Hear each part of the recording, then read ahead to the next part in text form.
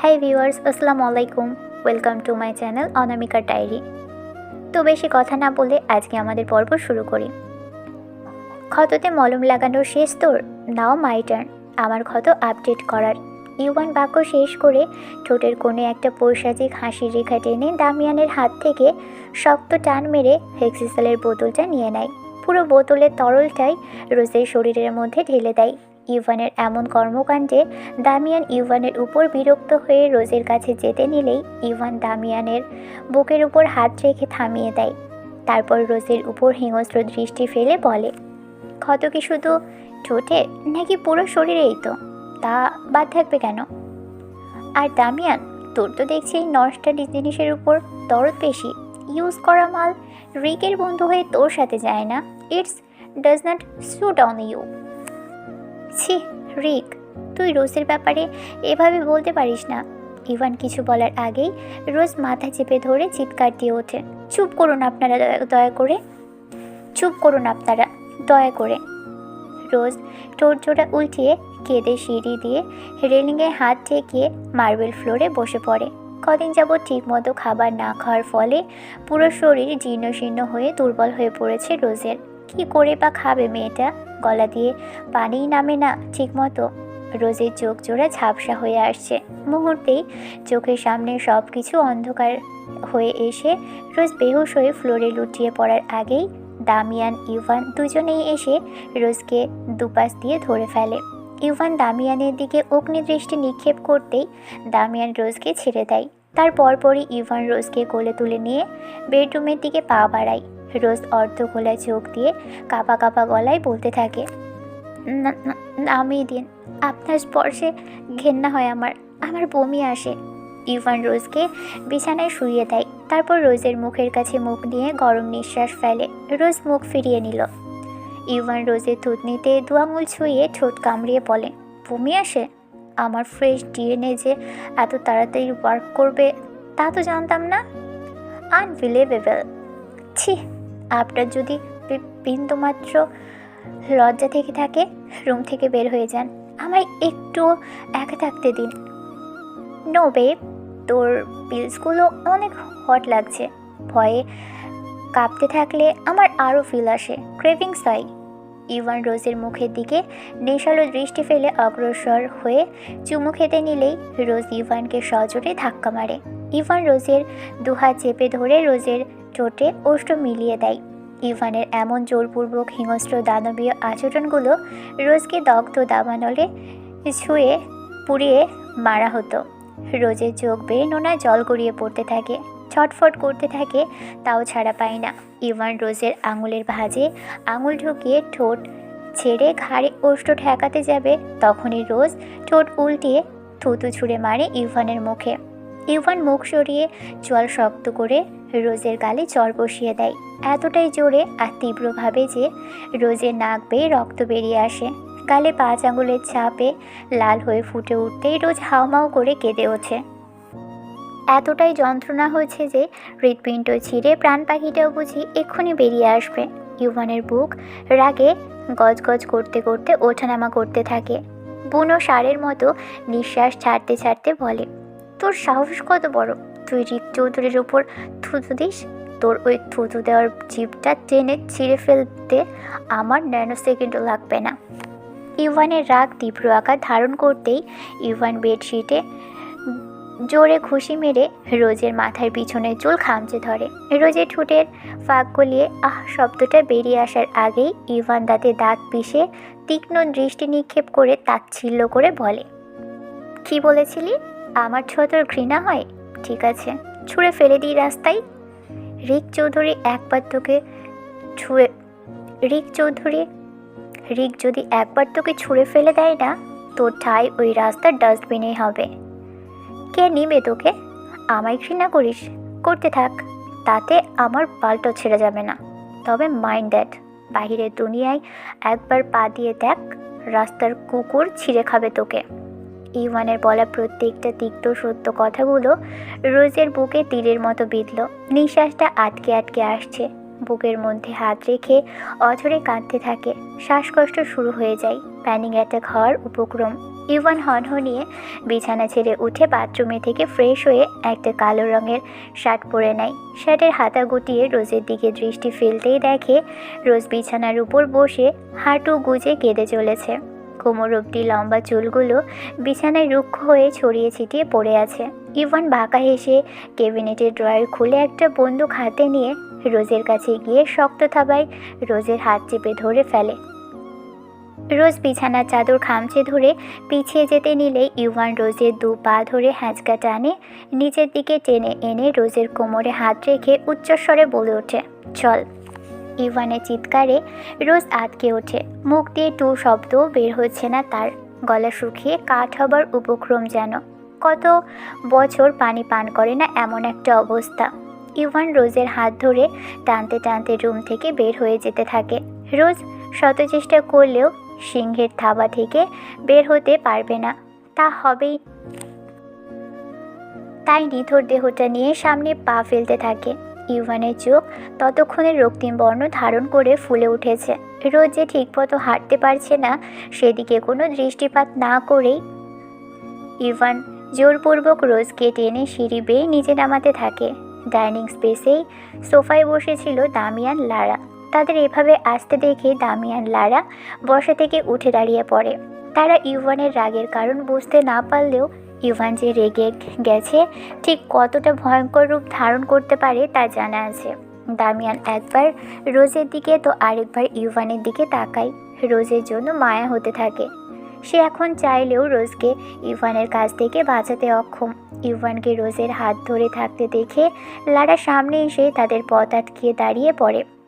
What happened রিক? এই মেয়েকে নিয়ে কোথায় যাচ্ছিস তুই? সর সামনে থেকে। তুই কি এই মেয়েকে বাড়ি থেকে বের করে দিচ্ছিস? বের করে দে রিক। এমনিতেও কাল রাতে আমাদের ফ্লাইট। এই মেয়ে এখানে থেকেই বা কী করবে? আর কোনো মেয়ের দরকার নেই। দামিয়ান লারার কথা শুনে বলে, কাল রাতে ফ্লাইট মানে? কে বললো তোকে? তুষার। কি হচ্ছে রোজ কিছুই বুঝতে পারছে না। আর কাল যদি এরা সবাই বিদেশেই চলে যায় রোজের জন্যই ভালো হবে। তবে এই নরপিশাচ দানব তাকে এত সহজে ছেড়ে দিবে, এটা কি করে সম্ভব? রোজ ইভানের দিকে তাকাতেই ইভান শীতল কণ্ঠে লারাকে উদ্দেশ্য করে বলে ওঠে, ইয়েস ডুড, কালকে 5 জনের ফ্লাইট, 5টা ভিআইপি টিকিট কাটা হয়ে গিয়েছে। 5 জন মানে?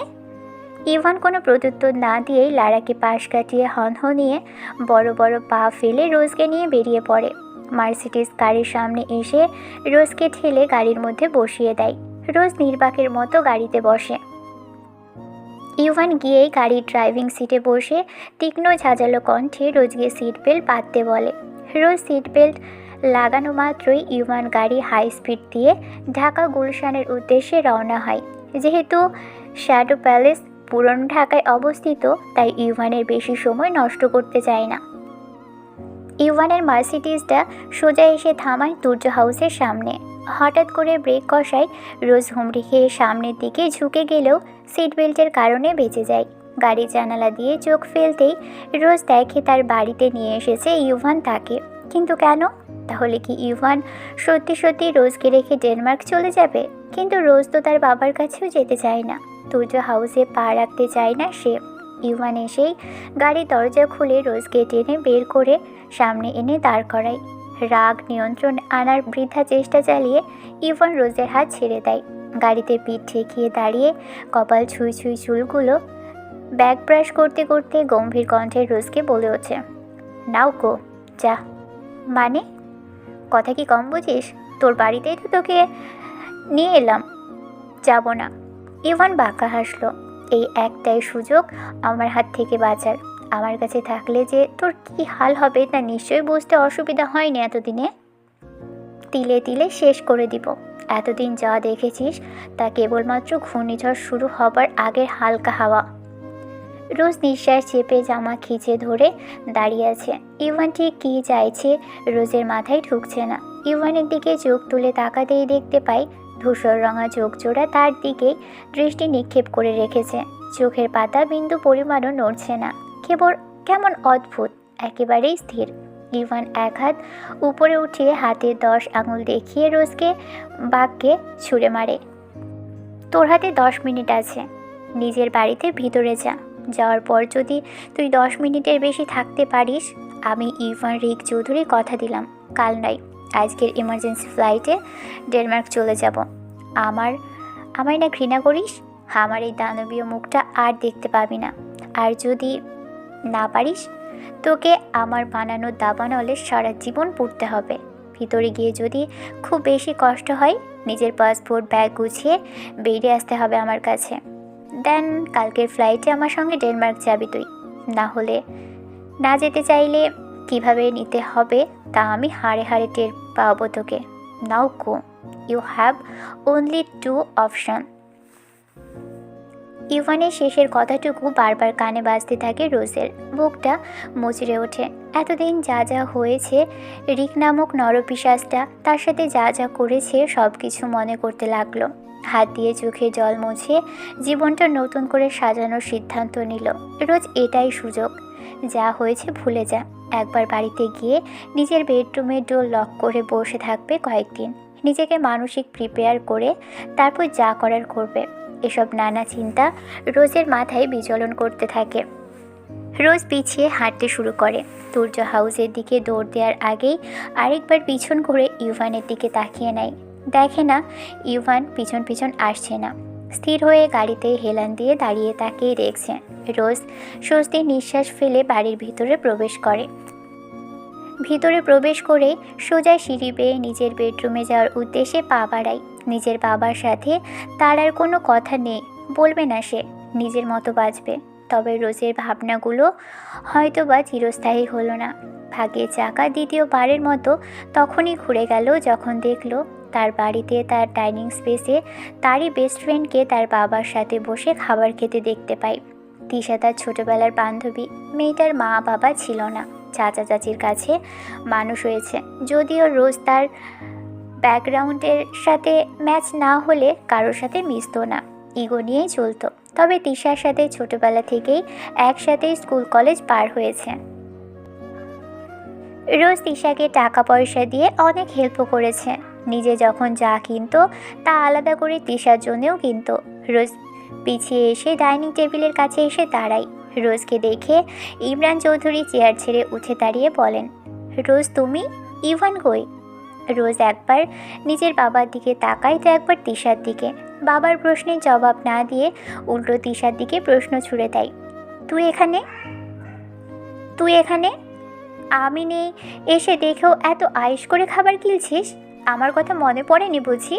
তিশা খাবারের প্লেট সরিয়ে রোজের দিকে রাগান্বিত হয়ে তাকিয়ে বলে, আমি এখানে মানে কি?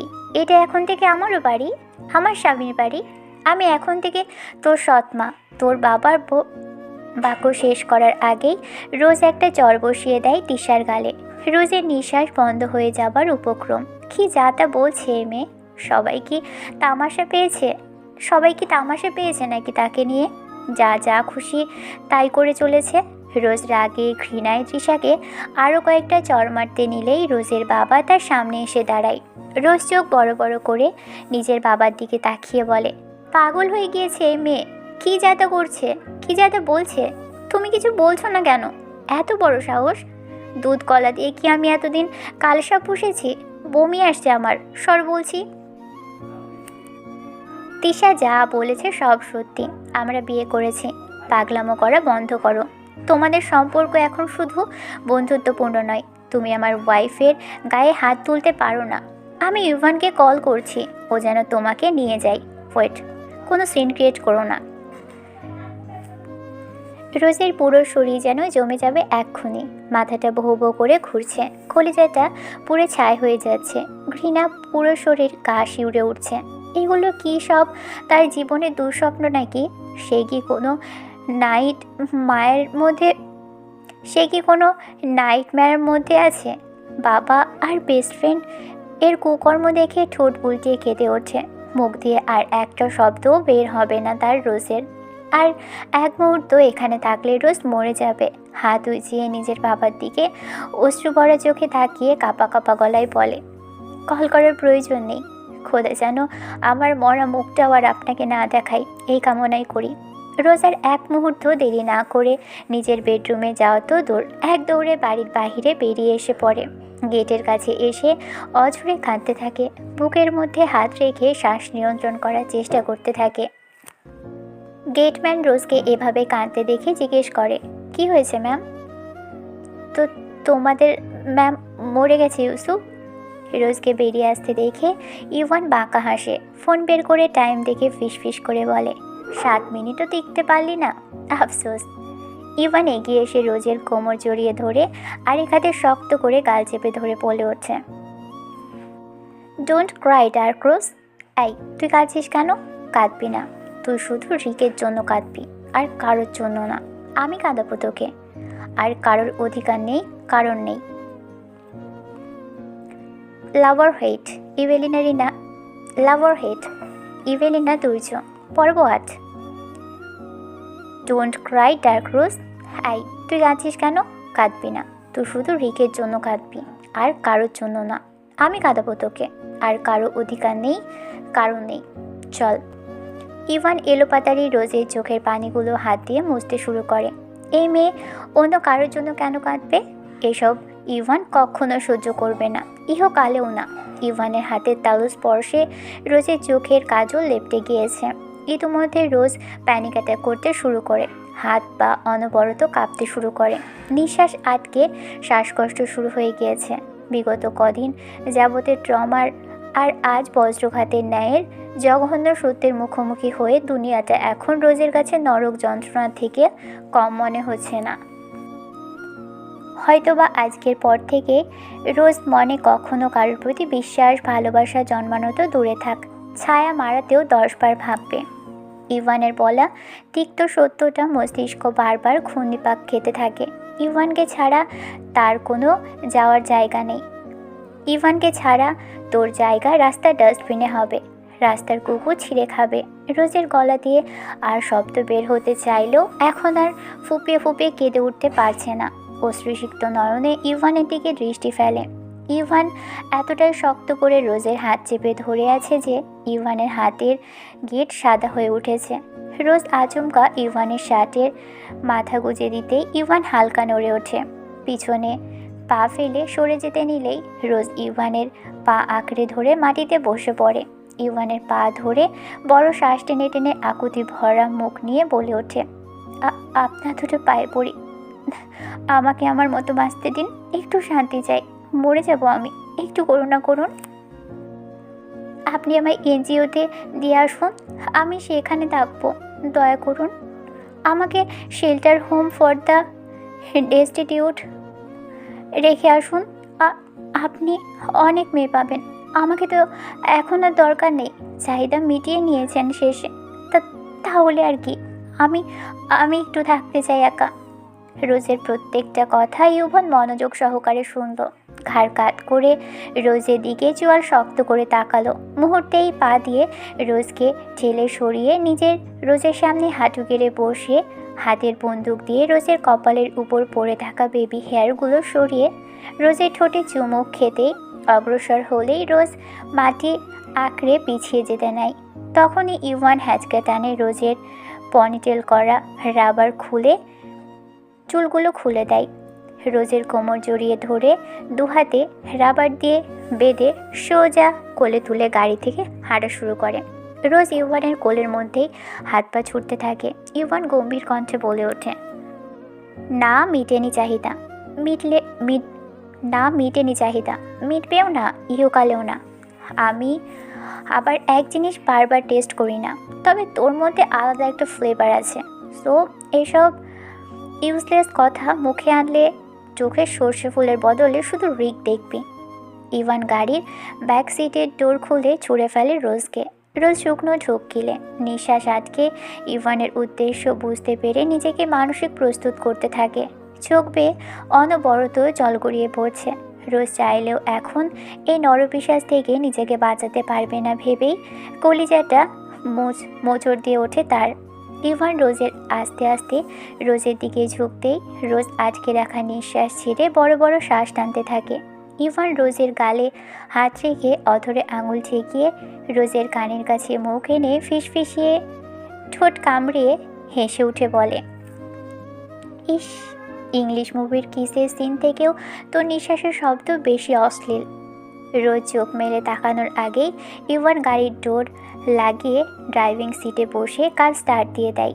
রোজ দুর্বল হরিণের ন্যায় গাড়ির সিটে মাথা হেলিয়ে বসে থাকে। ইভান শুধু তাকে আঘাত করতে চায়। এই দানব লোকটা তাকে আঘাত করে শান্তি পায়। রোজের জীবনের বিধি কি তাহলে এই দানবটার কাছেই সারা জীবনের জন্য বন্দিনী হওয়া? ইভান তো তার কেউ না। ইভান না হয় নরপিশাচ, কাপুরুষ, নিষ্ঠুর মানব তার জীবনের, কিন্তু তার নিজের লোকেদের কথা ভেবেই বারবার গা গুলিয়ে উঠছে। ইভানের কাছে না হয় সে শারীরিক যন্ত্রণায় পাবে, তবে নিজের লোকেদের দেওয়া মানসিক যন্ত্রণার কাছে এ যেন বড়ই ঠুনকো মনে হলো তার। চোখ চোখ ফুলে লাল হয়ে আছে, বন্ধ করার বৃথা চেষ্টা করেও পারছে না। ইভানের কালো মার্সিডিজটা পুরনো ঢাকার রাস্তা দিয়ে না গিয়ে পথ বদলালো। গাড়ি ফুল স্পিডে চালিয়ে ইভানের কালো মার্সিডিজটা পুরান ঢাকার রাস্তা দিয়ে না গিয়ে পথ বদলালো। গাড়ি ফুল স্পিডে চালিয়ে হঠাৎ ব্রেক কষতেই চোখ নিভু নিভু চোখে বাহিরে তাকাতেই কলিজার পানি শুকিয়ে আসার উপক্রম। হাতের বাঁধন খোলার প্রাণপণ চেষ্টা চালাতে লাগলো। ইভান গাড়ি থেকে নেমেই রোজের বাঁধন খুলে হাত শক্ত করে চেপে ধরে টেনে হিঁচড়ে গাড়ি থেকে জোরপূর্বক নামালো। রোজ ইভানের শার্ট খামচে ধরে কিলঘুষি মারতে মারতে বলে, চোখের সামনে রেজিস্ট্রার অফিস দেখে পায়ের তলার মাটি সরে গেল রোজের। সাইনবোর্ডে বড় বড় অক্ষরে লেখা, গণপ্রজাতন্ত্রী বাংলাদেশ সরকার, ঢাকার সদর জেলা। রেজিস্ট্রার, বিবাহ ও পাসপোর্ট অফিস, বিবাহ বন্ধন নিবন্ধন শাখা, সদর উপজেলা। ঠিকানা, রেসিডেন্ট রোড, ঢাকা।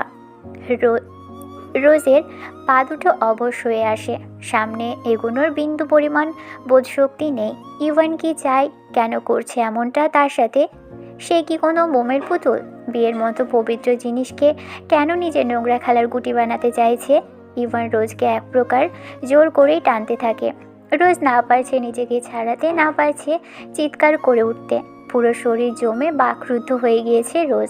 সিঁড়ি বেয়ে উপরে পা বাড়াতেই বিরক্তির সুরে ইভান বলে ওঠে, এদেশের মানুষগুলো যেমন ডিসগাস্টিং, জায়গাগুলো আরও বেশি। টু মাচ ফাকিং ছোটলোকি পরিবেশ। কোথায় নিয়ে যাচ্ছেন আমায়? ছেড়ে দিন বলছি, জাহান্নামে। আই, আপনার তো সেখানেই ঠাঁই মিলবে না। কার কোথায় ঠাঁই মিলে তা তো সময় বলে দিবে।